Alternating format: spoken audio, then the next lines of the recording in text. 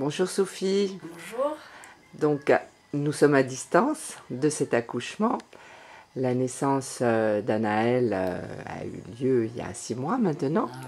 Et j'aimerais connaître vos impressions et puis de quelle façon vous avez utilisé les techniques d'auto-hypnose, à quel moment, pendant combien de temps. Et je sais que vous avez fini par bénéficier de la péridurale puisque cet accouchement, le travail était long, hein, une douzaine d'heures. Ouais. La tête du bébé était défléchie, ce qui ne facilite pas un accouchement rapide et facile. Donc, pouvez-vous me dire ce que vous avez utilisé de ces techniques d'auto-hypnose et ce que vous en avez retiré?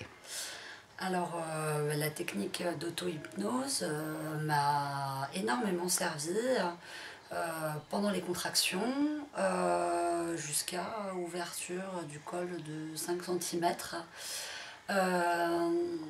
À chaque contraction, en fait, je concentrais mon esprit sur une image que j'avais déjà visualisée auparavant pendant la préparation.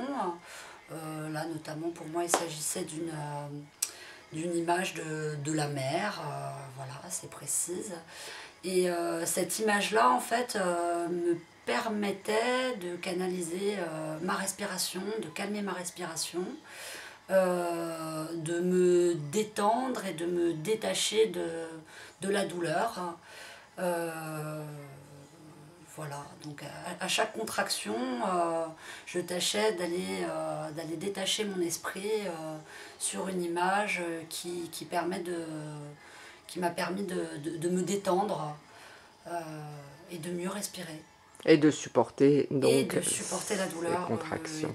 C'est très important ce que vous dites, Sophie, puisque ça voudrait dire que on peut en quelque sorte séparer le mental de son corps de temps en temps pour justement laisser faire.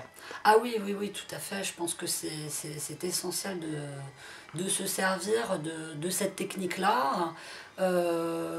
Déjà parce que je pense que ça réduit énormément l'angoisse et bien sûr la douleur, mais le fait effectivement de pouvoir ne pas angoisser et porter son esprit ailleurs que de concentrer son esprit sur la douleur permet d'être beaucoup plus sereine et donc d'arriver à, comment dire, à supporter. À supporter, voilà. À rester heureuse. À rester heureuse, voilà, quoi qu'il en soit.